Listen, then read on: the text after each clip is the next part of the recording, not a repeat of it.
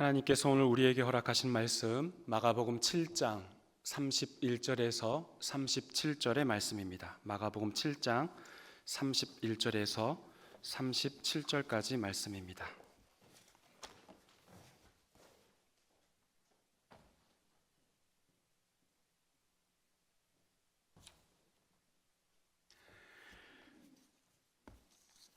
이 하나님의 계시의 말씀을 한 목소리로 받들어 읽겠습니다. 예수께서 다시 두로 지방에서 나와 시돈을 지나고 데가볼리 지방을 통과하여 갈릴리 호수에 이르시매 사람들이 귀먹고 말 더듬는 자를 데리고 예수께 나와 안수하여 주시기를 간구한거늘 예수께서 그 사람을 따라 데리고 무리를 떠나사 손가락을 그의 양 귀에 넣고 침을 뱉어 그의 혀에 손을 대시며 하늘을 우러러 탄식하시며 그에게 이르시되 에바다 하시니 이는 열리리라는 뜻이라. 그의 귀가 열리고 혀가 맺힌 것이 곧 풀려 말이 분명하여졌더라. 예수께서 그들에게 경고하사 아무에게도 이르지 말라 하시되 경고하실수록 그들이 더욱 널리 전파하니 사람들이 심히 놀라 이르되 그가 모든 것을 잘하였도다. 못 듣는 사람도 듣게 하고 말 못하는 사람도 말하게 한다 하니라. 아멘. 교우 여러분, 한 주간 평안하셨습니까? 이 자리에 함께 참석하신 우리 모든 교우님들, 우리 주님의 크신 사랑과 은총이 함께 하시기를 간절히 소망합니다. 우리 오늘 말씀 제목 한번 같이 읽어보겠습니다. 예수님은 이런 분입니다. 예수님은 이런 분입니다. 예수 믿지 않는 시어머니와 그 시어머니의 친구의 대화입니다. 시어머니가 친구에게 아이고 우리 바깥 사돈 양반이 돌아가셨디야. 그랬더니 그 친구가 아이고 저런, 그럼 빨리 가야지 뭐하고 있는 기요. 그랬더니 그 시어머니 왈 괜찮여 며느리가 그러는데 사흘 있으면 다시 살아나신디야. 우스갯소리겠지만 믿지 않는 사람들은 예수님을 이렇게도 설명할 수 있겠죠. 여러분은 예수님을 어떻게 소개하십니까? 여러분이 만난 예수님을 어떻게 고백하시겠습니까? 각자 경험한 대로 다양한 고백이 있을 것 같아요. 오늘 본문에서 예수님을 어떤 분으로 묘사했는지 함께 나눠보고자 합니다. 오늘 본문은 압달라 그 헬라인 스로보닉의 여인, 그 여인과의 만남이 있었던 두로 지방에서 시작합니다. 예수님께서 그 헬라인 스로보닉의 여인의 딸을, 귀신 들린 그 딸을 말씀으로 고쳐주시지 않습니까?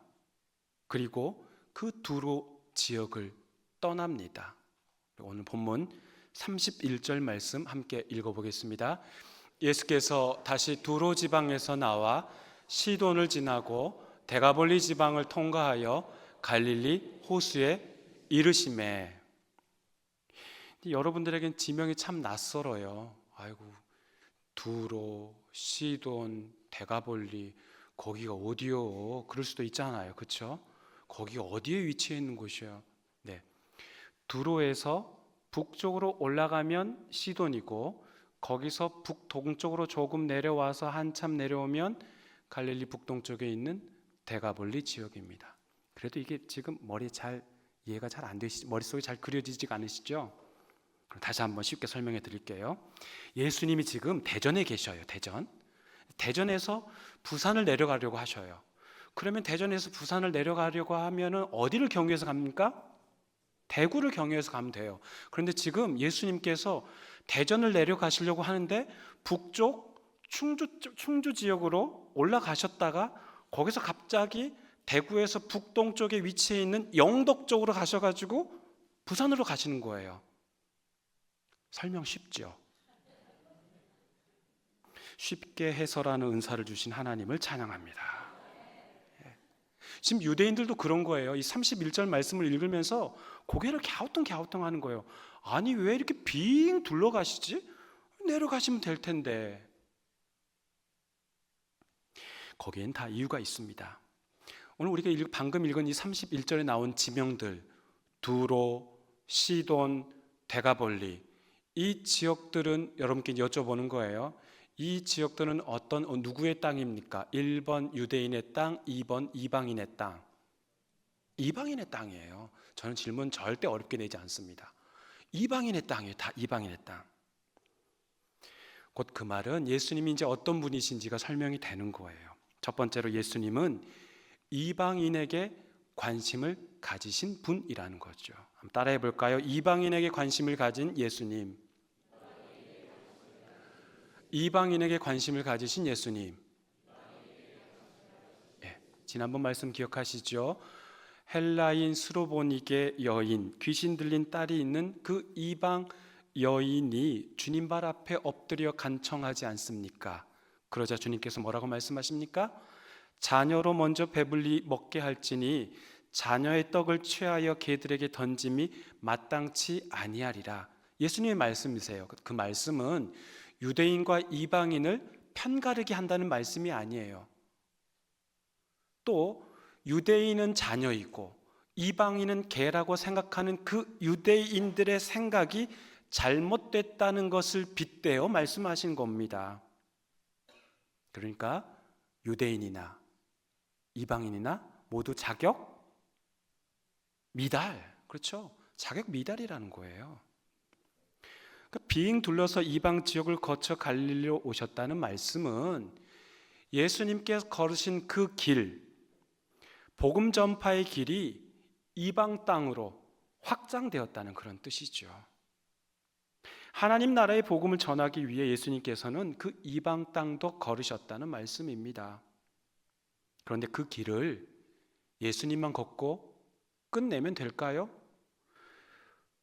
그 길을 예수님에 따라 제자들도 걷고 그 길을 예수님 승천하신 이후에 제자들과 또한 주님을 따르던 자들이 걸어야 할 길임을 미리 암시하고 있습니다. 오늘 말씀이요. 사도행전 우리 1장 8절 말씀 읽어보겠습니다. 오직 성령이 너희에게 임하시면 너희가 권능을 받고 예루살렘과 온 유대와 사마리아와 땅끝까지 이르러 내 증인이 되리라 하시니라. 아멘.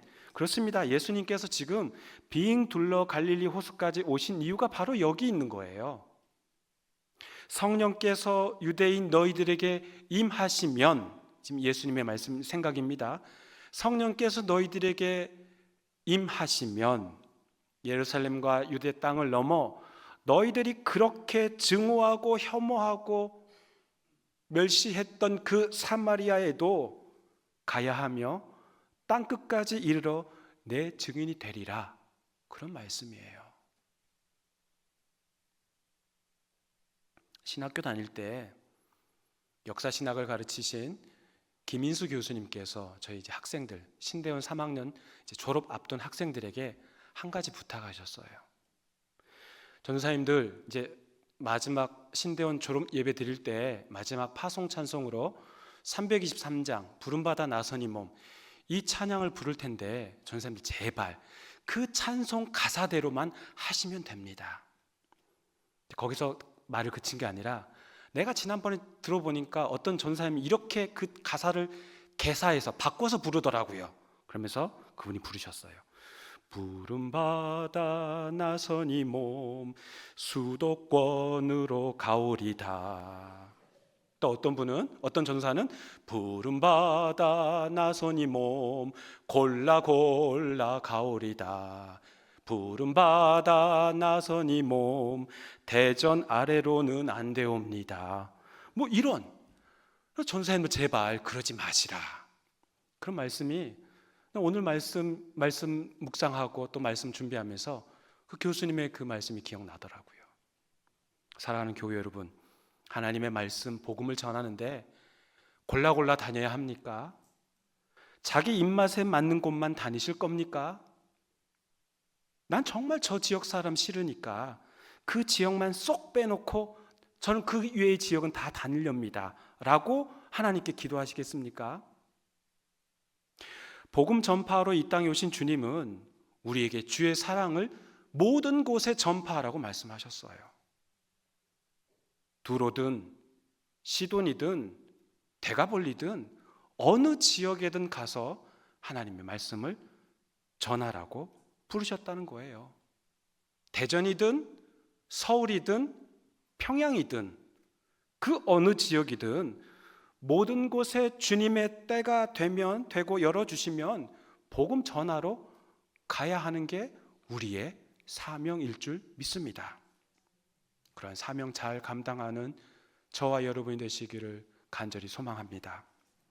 예수님께서 그 대가볼리 지방을 통과하여 가신 갈릴리 호수에 도착하죠.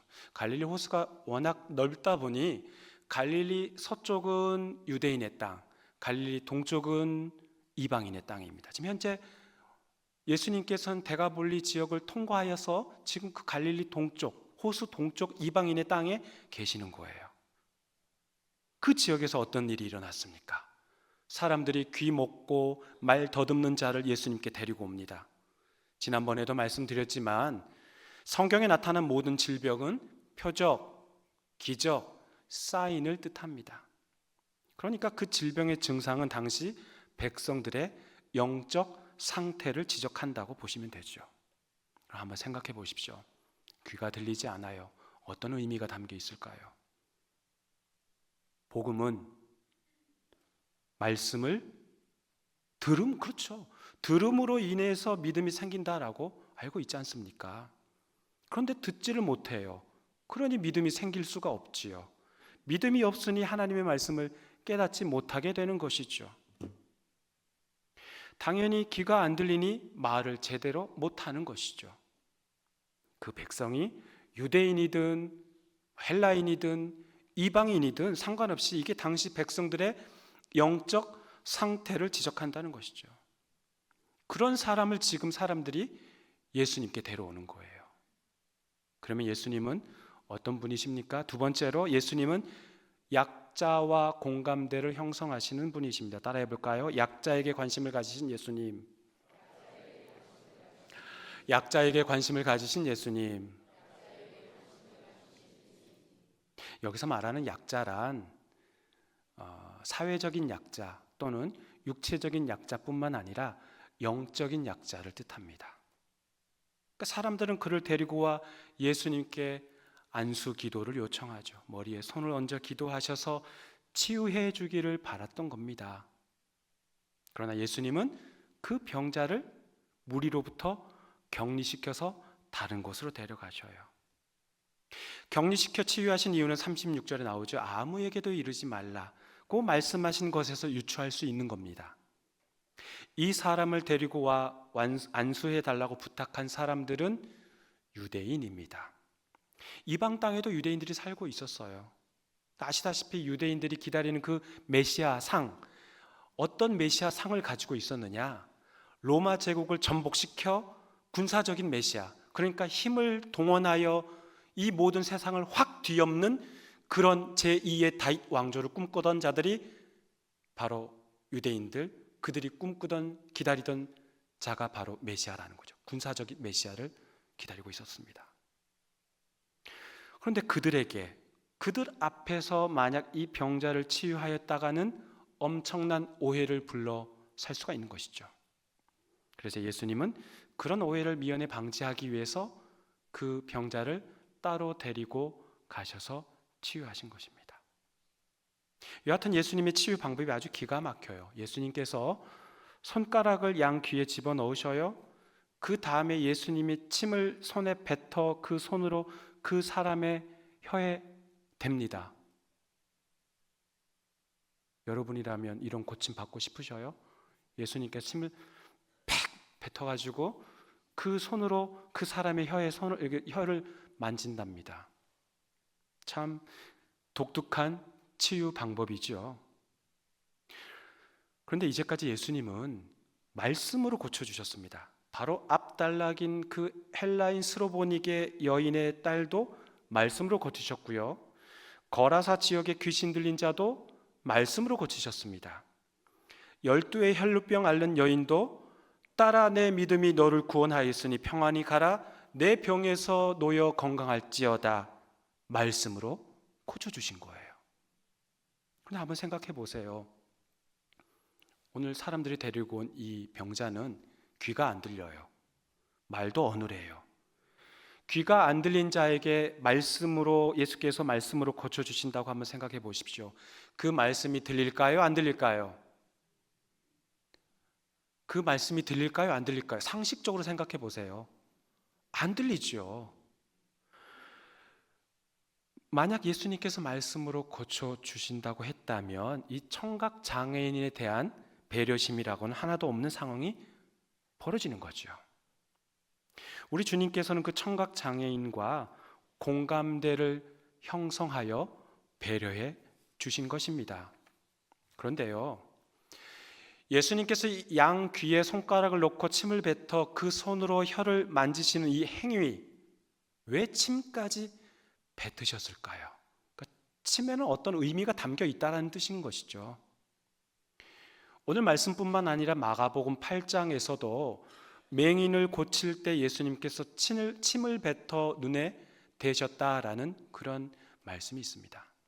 그리고 마가복음 10장과 14장과 15장에서는 예수님이 침 뱉는 주체가 아니라 침 뱉음을 당한 대상으로 나옵니다. 그러니까 10장, 14장, 15장 이 세 장은 예수님의 십자가 사건과 관련이 있습니다. 정리해 보자면 마가복음에서 이 침뱉음, 침을 발라 치유하신 사건 2번, 그리고 침뱉음을 당하셨다는 사건 3번, 총 5번. 유독 마가복음의 침뱉음과 관련된 말씀이 왜 이렇게 많을까요? 당연히 무슨 이유가 있겠죠.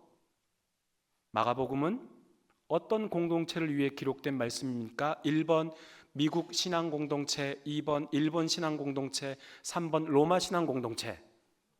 저는 절대 질문 어렵게 내지 않습니다. 로마 신앙 공동체죠.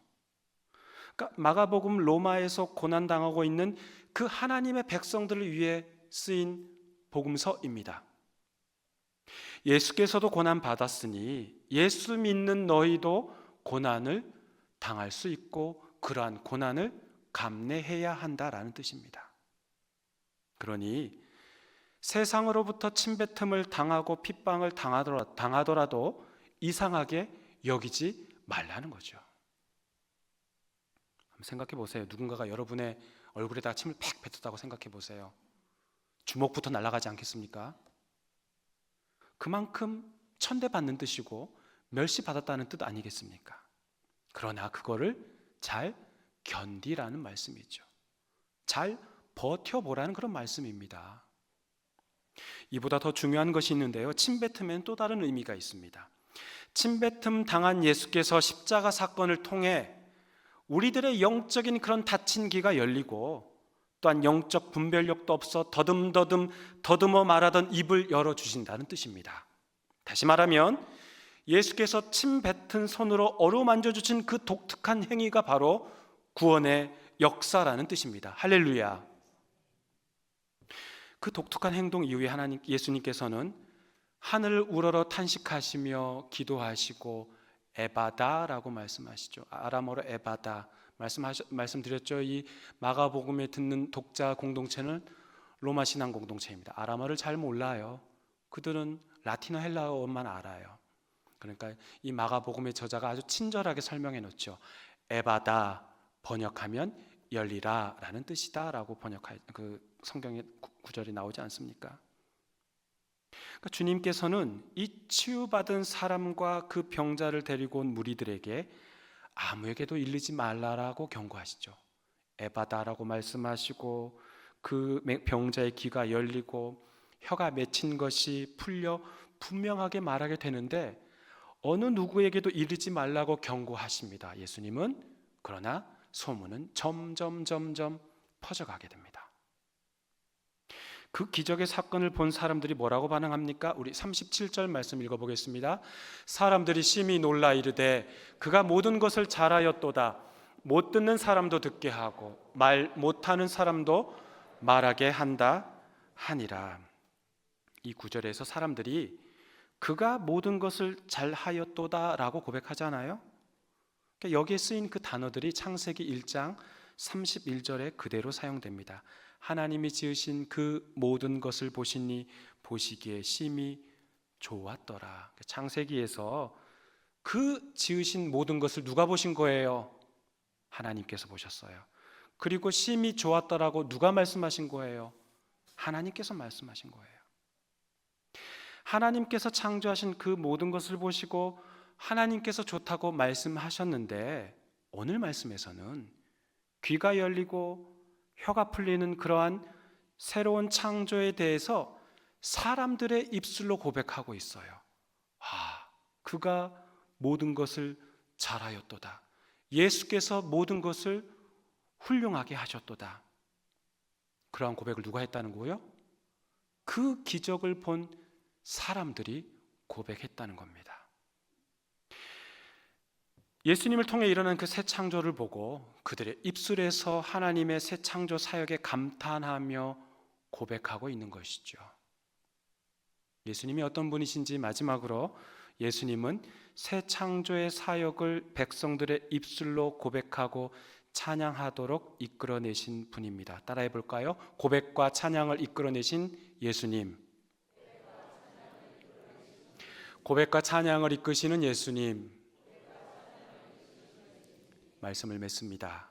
우리 예수님은 이방인에게 관심을 가지신 분이십니다.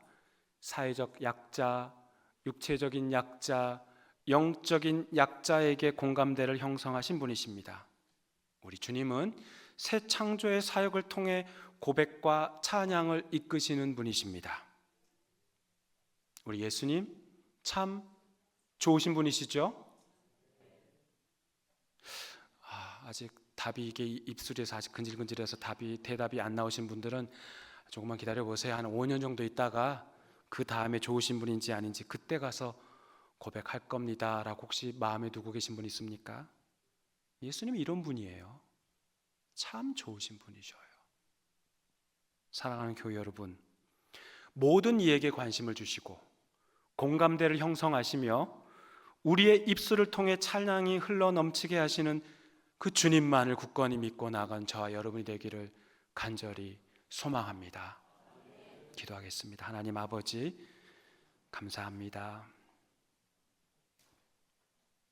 우리 예수님은 유대인, 이방인, 헬라인 할 것 없이 모든 자들에게 관심을 가져주신 분이시고, 우리 예수님은 사회적인 약자, 육체적인 약자 또는 영적인 약자인 우리들에게도 공감대를 형성하여 주시는 분이시며 우리의 입술을 통하여 찬양과 그 고백을 이끌어내시는 분이십니다.